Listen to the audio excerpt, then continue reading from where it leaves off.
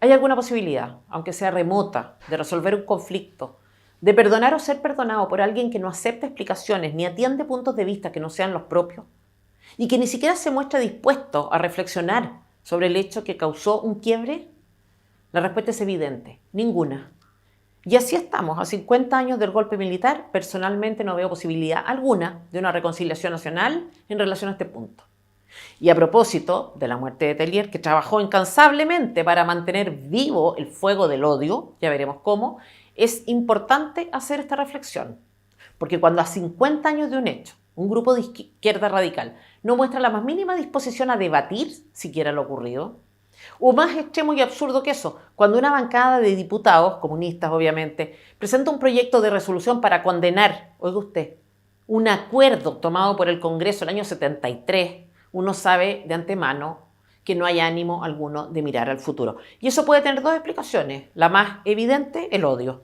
Porque un odio que no se supera en 50 años y que ni siquiera se dirige a los causantes de un hecho, sino contra cualquiera que haya estado o esté en una interpretación de la historia distinta a la propia, es un veneno que no tiene cura y se llama resentimiento. Y no me digan que este resentimiento es el resultado necesario o inevitable del dolor, porque así como ha habido quienes dejaron que su vida y su alma fuera consumida por el rencor, así también ha habido quienes fueron capaces de ponerse en el lugar de otros, admitir responsabilidades y en algunos casos con bastante heroísmo perdonar.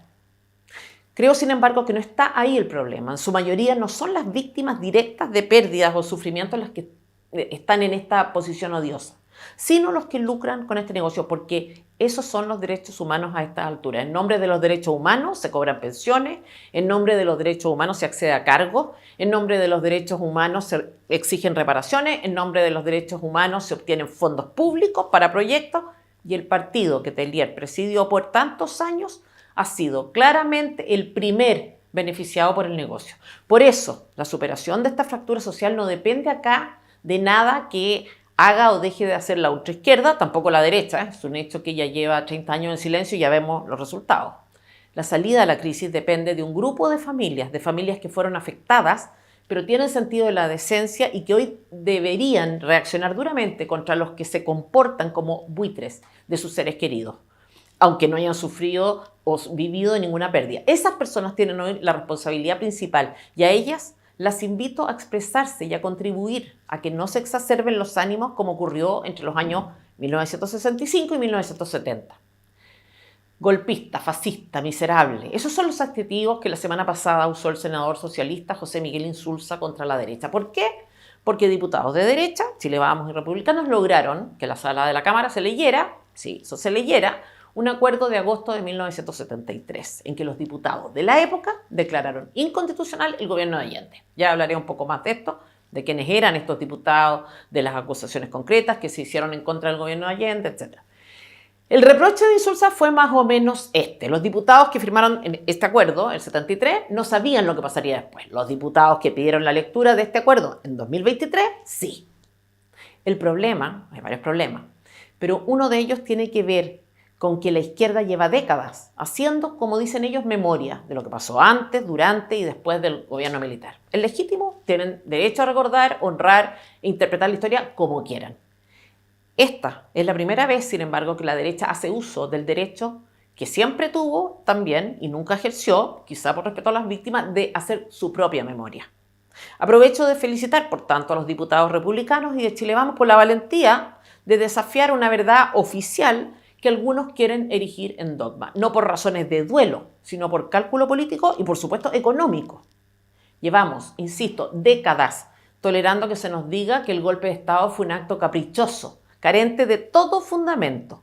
Llevamos décadas también observando cómo rentan económicamente de su condición de víctima y políticamente de su autoconferida superioridad moral.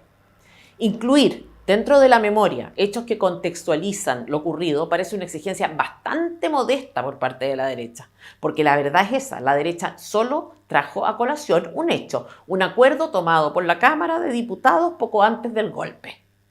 Insulza dice que, dado que la derecha actual está en conocimiento de los hechos posteriores al golpe, entonces eso sería razón suficiente para que ella se abstuviera de la consideración de cualquier circunstancia o contexto. Y al respecto tengo una pregunta. ¿Acaso no se puede hacer un análisis pormenorizado, detallado y por separado de los hechos acontecidos en un determinado momento histórico? Asumamos, por ejemplo, que una persona es detenida por estar robando en un centro comercial y que después esa misma persona es sometida a tortura en el centro de detención. ¿No podemos decir que la detención es legítima y los apremios que recibió no? ¿Qué clase de razonamiento falaz es este que pretende borrar de la memoria un episodio tan relevante? ¿Es siquiera honesto desde el punto de vista intelectual el senador socialista o intenta contribuir a una cancelación claramente interesada? Hoy todos sabemos lo que pasó después del golpe, es verdad, pero es verdad tanto para la derecha como para la izquierda. La izquierda también sabe lo que pasó después en los países donde sus ideales revolucionarios se materializaron. Sabemos, por ejemplo, en lo que devino el régimen cubano, tan admirado por Allende y la izquierda de la época. Sabemos en lo que se transformó la Unión Soviética. Sabemos que Allende intercedió para que se instalara en Chile una sede de la KGB. Sabemos que la Unión Soviética le entregó recursos en 1970, 1971 y 73. Que ganó el Premio Lenin de la Paz en 1972, que señaló el régimen cubano como el referente que debían replicar los países latinoamericanos, incluido el nuestro. Que Fidel le ofreció ayuda en 1973.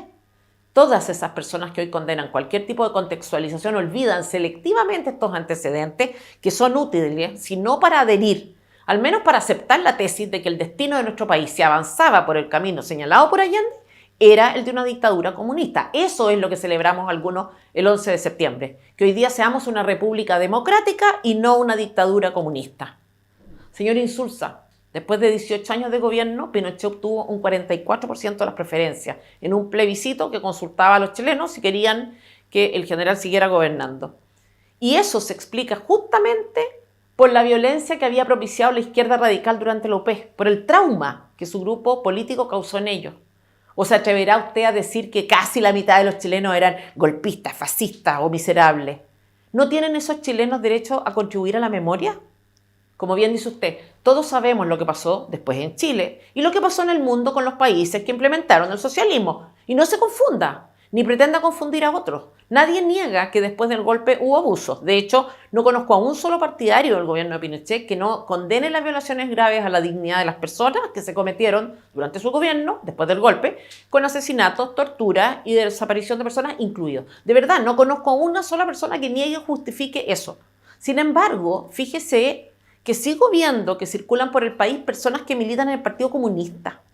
Veo que gobierna en Chile un individuo que indulta, y no por razones de humanidad, porque estén viejos o enfermos, a delincuentes y terroristas, y que se junta con prófugos de la justicia, y que de eso nadie se escandaliza. Y no se trata de empate, se trata de coherencia. Si queremos garantías de no repetición, me parece que todos valoramos la democracia, ¿por qué no habríamos de traer a la memoria aquellos hechos que polarizaron a nuestro país, aquellas ideologías que por poco lo destruyen, como lo hicieron con otros países del mundo?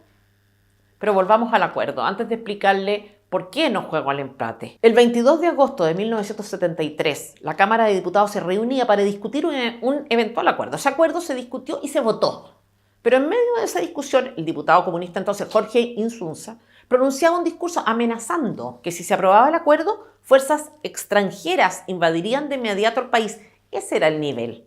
Les gusta hablar de la CIA, no de la KGB, de Estados Unidos, no de Cuba. Pero yo no me cansaré de decirles que del lado de la derecha estaba el mundo libre y las dictaduras comunistas a favor de Allende. De sus países la gente arranca, a los nuestros la gente llega. El acuerdo, senador, acusaba al gobierno de Salvador Allende de 20 violaciones a la Constitución y las leyes. Y leeré solo algunas, textualmente. Ha burlado la acción de la justicia en los casos de delincuentes que pertenecen a partidos y grupos integrantes o afines del gobierno, ya sea mediante el ejercicio abusivo del indulto o mediante el incumplimiento deliberado de órdenes de detención. Curiosa semejanza, indultos, delincuentes y terroristas. Sigo. El gobierno de Salvador Allende ha atentado gravemente contra la libertad de expresión, ejerciendo toda clase de presiones económicas contra los órganos de difusión que no son incondicionales adeptos del gobierno, clausurando ilegalmente diarios y radio, imponiendo a estas últimas cadenas ilegales, encarcelando inconstitucionalmente a periodistas de oposición. Sigo, el gobierno de Salvador Allende, comillas, ha estorbado, impedido y a veces reprimido con violencia el ejercicio del derecho a reunión por parte de los ciudadanos, mientras ha permitido constantemente que grupos a menudo armados se reúnan, se apoderen las calles y camiones para amedrentar a la población.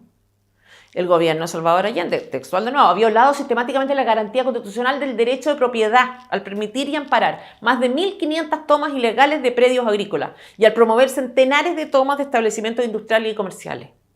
Todo esto es textual. El gobierno de Salvador Allende ha incurrido en frecuentes detenciones ilegales por motivos políticos, además de las ya señaladas con respecto a periodistas, y ha tolerado que las víctimas sean sometidas, en muchos casos, a flagelaciones y torturas, violaciones a los derechos humanos. Sí, eso mismo. Continúo. El gobierno de Salvador Allende, comillas, ha infringido gravemente la garantía constitucional que permite salir del país, estableciendo para ello requisitos que ninguna ley contempla. Qué típico esto de países comunistas. Tienen que prohibir la huida de sus ciudadanos. Pero hay más. El Congreso lo acusaba de permitir, comillas, la formación y desarrollo de grupos armados que, además de atentar contra la seguridad de las personas y sus derechos y contra la paz interna de la nación, están destinados a enfrentarse contra las Fuerzas Armadas. Organización de grupos armados para generar una guerra civil. El acuerdo dice también: el gobierno de Salvador Allende ha hecho públicos y notorios intentos de utilizar a las Fuerzas Armadas y al Cuerpo de Carabineros con fines partidistas. Tenemos todo el derecho a recordar la historia y a ofrecer antecedentes para que nuestros hijos no se queden con una interpretación absurda y maniquea de los hechos que la izquierda radical intenta imponer desde hace 50 años. En fin, el texto del acuerdo termina solicitando al presidente, pero también a las Fuerzas Armadas, a poner término inmediato a esta situación. Repito, el Congreso pedía la intervención inmediata de las Fuerzas Armadas. Así lo entendió el propio Allende. Lo insólito es que este señor, que condena la participación de las Fuerzas Armadas en política, condenaba la intervención de las Fuerzas Armadas en política, era el que tenía ejerciendo funciones políticas a las Fuerzas Armadas. ¿Y recuerda usted, senador, con cuántos votos se aprobó este acuerdo que estoy leyendo, que la izquierda radical no quiere recordar? Con 81 votos a favor y 47 en contra. ¿Y sabe cuántos de los diputados del Congreso eran de derecha entonces? Solo 36, 34 Partido Nacional y 2 de la Democracia Radical. Y los votos contra Allende fueron 81. Con el antecedente relevante, además, de que todos los diputados demócratas cristianos votaron a favor de ese acuerdo y contra Allende. ¿Y por qué es relevante? Porque se trata del partido que llevó a Allende al poder. Porque Allende no contó con votos suficientes del pueblo para ser electo. Necesitó de los del Congreso Pleno. Y quienes lo hicieron posible fueron precisamente los demócratas cristianos. ¿Es una exageración? ¿No será que Allende era realmente un demócrata y la derecha miente? Yo creo que no es necesario responder esa pregunta, como hicieron los diputados republicanos, y de Chile Vamos me remitiré a los hechos, a cosas que dijeron o hicieron el propio Allende, su partido y sus partidarios. Congreso de Chillán, 1967, 3 años antes de que Allende asumiera el poder. Comilla. La violencia revolucionaria es inevitable y legítima, constituye la única vía que conduce a la toma del poder político y económico. Solo destruyendo el aparato democrático militar del Estado burgués puede consolidarse la revolución socialista. Las formas pacíficas o legales de lucha no conducen por sí mismas al poder. Ahí tienen a su demócrata. Ahí tienen las declaraciones oficiales del partido en que militaba. A este congreso asistieron delegados de los gobiernos comunistas de la Unión Soviética, de Alemania Oriental y otros más. Un detalle más a propósito de la tan criticada intervención de Estados Unidos en todo este proceso. Todo esto, senador Insulza, lo saben quienes se victimizan hoy y nunca se les ha oído una crítica al comunismo. De hecho, circulan por la vida como si el Partido Comunista fuera uno más entre otros. Pero hay más. El Ministerio de Relaciones Exteriores del propio gobierno de Allende decía que una guerra civil iba a ser seguramente el camino de la revolución para Chile. Guerra civil. De eso hablaban ellos. El propio Allende indultó a 43 terroristas y los calificó de jóvenes idealistas. ¿Y qué habían hecho? Asaltos a bancos, robos a supermercados, secuestros, ataques a carabineros, indultos sin que hubiera sentencia siquiera. Según cifras oficiales del gobierno de Chile, entre 1970 y 1973 se expropiaron un total de 3.538 propiedades, incluyendo latifundios, empresas, vivienda urbana y alrededor de 3,5 millones de hectáreas en Chile, entre 1970 y 1973. Allende fue también el que hizo un homenaje a Stalin el que expresaba su apoyo al MIR, movimiento terrorista chileno. Allende era el que decía, a propósito de la Corte Suprema y de la separación de poderes, leo, en un periodo de revolución, el poder político tiene derecho a decidir si lleva a cabo o no los fallos de la justicia. ¿Se entiende? Un presidente diciendo que el poder político tiene derecho a decidir si los fallos de la justicia se cumplen o no. A propósito de este atropello a la separación de poderes. Esto le decía la Corte Suprema a Allende. Esta Corte Suprema se ve obligada a representar a su excelencia por enésima vez la actitud lícita de la autoridad administrativa en su interferencia ilegal en asuntos judiciales, así como de poner obstáculos a la policía uniformada en la ejecución de órdenes de los tribunales del crimen. Todo lo cual implica un desprecio abierto y voluntario de los fallos judiciales. La Corte Suprema, la Cámara de Diputados, el Colegio de Abogados, el Colegio Médico, Patricio Elwin, Eduardo Frei, Andrés Saldívar, todos en contra de Allende. Y no estoy hablando de partidos de derecha o personas de derecha. Este es el demócrata. ¿Izquierda negacionista o derechamente mentirosa? Y mientras tanto, en materia económica, una inflación del 300%, la inflación más alta en la historia de nuestro país. Inflación que se produce en cualquier país del mundo con la política económica implementada por Allende. Esté o no esté Estados Unidos de por medio, para los olímpicos que acostumbran a culpar de todo al imperio. No sé si hace falta decir más. La Cámara de Diputados acusaba a Allende de querer conquistar el poder total con el evidente propósito de someter a todas las personas al más estricto control económico y político por parte del Estado y lograr de ese modo la instauración de un sistema totalitario. Y agregaba, el gobierno no ha incurrido en violaciones aisladas de la Constitución y la ley, sino que ha hecho de ellas un sistema permanente de conducta. ¿Ha visto usted, señor Insulza, a alguien de derecha diciendo que el gobierno de Pinochet fue democrático? No. Palabras más, palabras menos. Nadie señala que fue democrático, como sí lo hace Carol Cariola y Vallejo con China y Cuba.